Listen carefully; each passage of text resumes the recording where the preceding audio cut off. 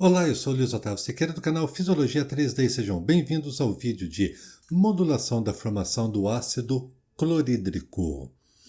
Nós podemos ver que a secreção gástrica, em certo grau, ela é formada automaticamente. Podemos entender como secreção gástrica um suco gástrico ácido e também enzimático.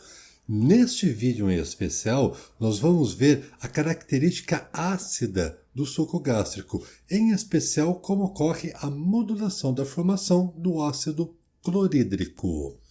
Para entender como ocorre a modulação do ácido clorídrico, vamos ver primeiramente alguns fatores que aumentam a secreção gástrica.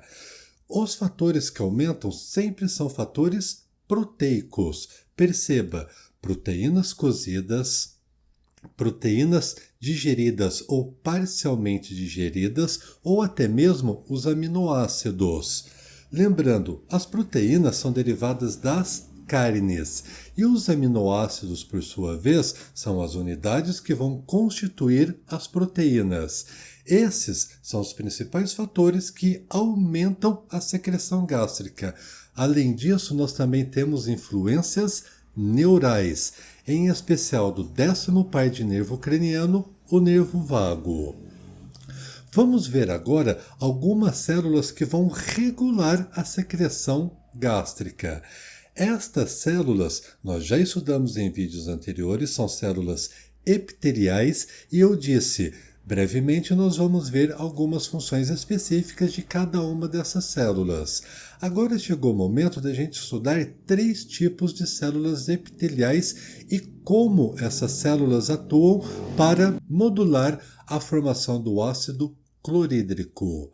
São as células G, as células responsáveis pela formação da gastrina. Um outro grupo celular são as células semelhantes às enterocromafins. Essas células vão formar a histamina. E por fim, nós vamos ver também as células parietais, que inclusive nós já estudamos em vídeo anterior, e essas células parietais têm como função a formação do ácido clorídrico.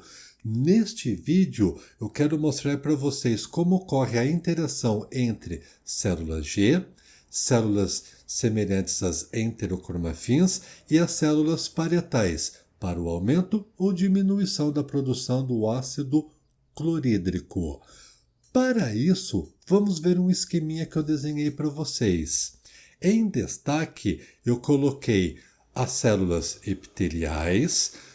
No lado esquerdo da figura, os aminoácidos e as proteínas parcialmente digeridas, e do lado direito da figura, a influência neural do 10º par de nervo craniano, o nervo vago. Nós vamos ver como ocorre a modulação da formação do ácido clorídrico. Disse para vocês que o principal estímulo que vai aumentar a secreção do ácido clorídrico seria a presença de proteínas derivados da carne no interior do lúmen gástrico. Essas figuras estão representando as proteínas já parcialmente digeridas ou aminoácidos livres. Vejamos como ocorre então a modulação da formação do ácido clorídrico. Primeiramente, as proteínas vão estimular um grupo de células, as células G. Conforme nós já sabemos, as células G, após serem estimuladas, vão permitir a liberação da gastrina. Mas veja, não somente os aminoácidos ou proteínas, também a estimulação do nervo vago vai aumentar a produção da gastrina. A gastrina é um hormônio. Este hormônio vai ser liberado da célula G e vai atuar agora nas células semelhantes às enterocromafins. Estas células semelhantes às enterocromafins têm como função a liberação da histamina. Liberando a histamina agora vai atuar nas células parietais. E conforme nós já sabemos, as células parietais são aquelas células que vão secretar e liberar o ácido clorídrico. Nós já vimos toda a fisiologia e bioquímica da formação do ácido clorídrico pelas células parietais no vídeo anterior. Perceba neste momento que estão ocorrendo 3 alças de feedback positivo. A primeira alça de feedback positivo corresponde com o aumento da produção de gastrina a partir da estimulação de proteínas nas células G. A segunda alça de feedback positivo seria o aumento da secreção de histamina por meio do aumento da liberação da gastrina. E, por fim, a terceira alça de feedback positivo seria a secreção do ácido clorídrico. Isso vai fazer com que o ácido clorídrico agora seja direcionado para o interior do lúmen gástrico. O que nós já sabemos? O ácido clorídrico tem como característica liberar íons hidrogênio. Isso vai fazer com que ocorra uma diminuição do pH.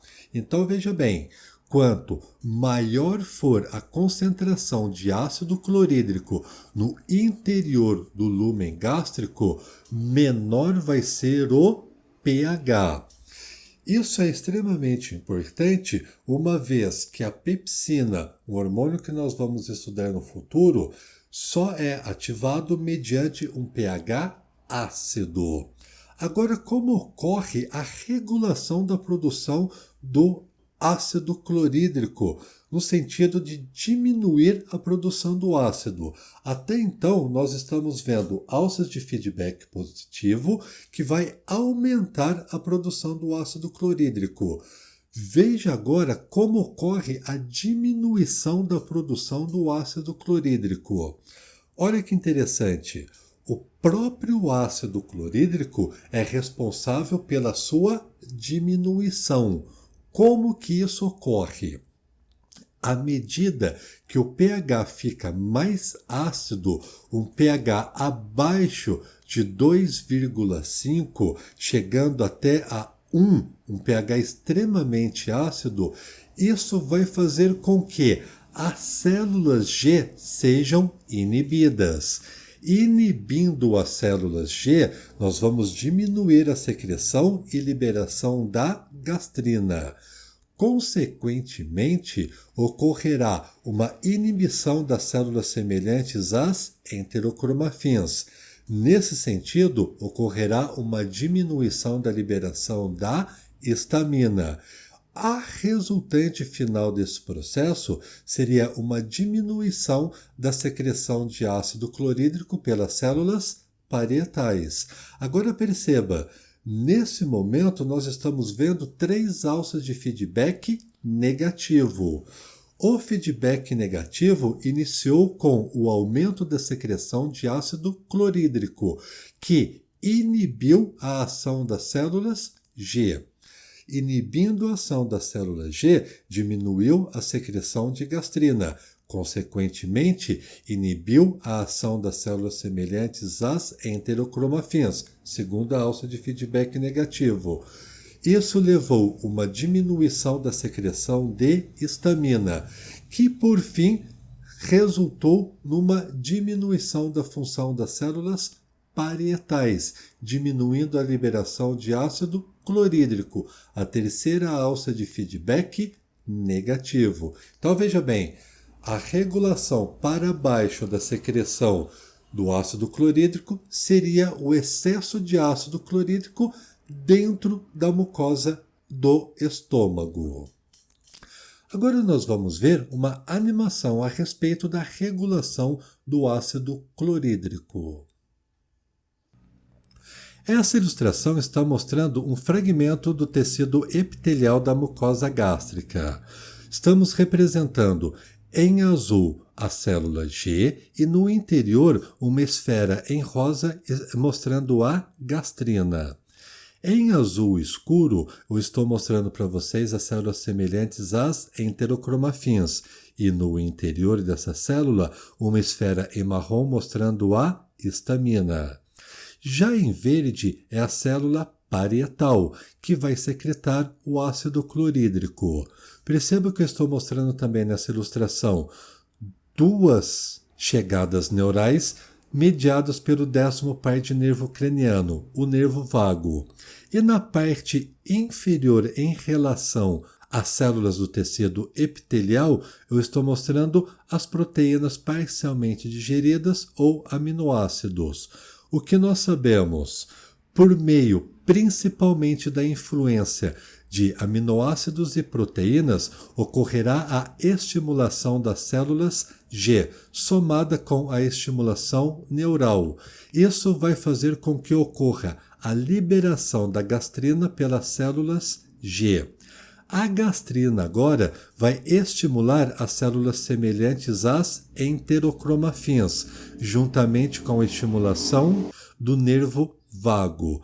As células semelhantes às enterocromafins vão liberar a histamina. A histamina, por sua vez, vai estimular as células parietais a liberarem ácido clorídrico no interior da mucosa gástrica. O ácido clorídrico vai diminuir o pH no interior da mucosa gástrica. Este ácido clorídrico, quando chega a um pH inferior a 2,5, vai ele mesmo inibir a liberação do ácido clorídrico por causa, primeiramente, da inibição da liberação de gastrina pelas células G. Essa inibição da liberação da gastrina vai resultar na inibição da liberação da histamina pelas células semelhantes às enterocromafins e, como resultado final, vai inibir o funcionamento das células parietais, diminuindo, nesse caso, a liberação do ácido clorídrico. Reveja a animação da regulação do ácido clorídrico.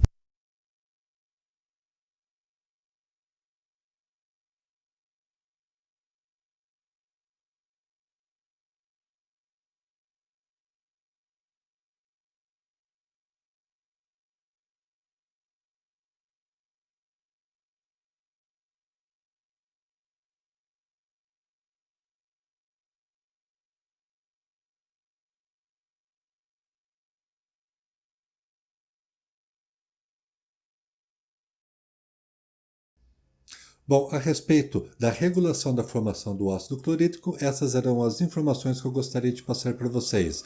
Espero que essas informações tenham sido valiosas para a sua formação.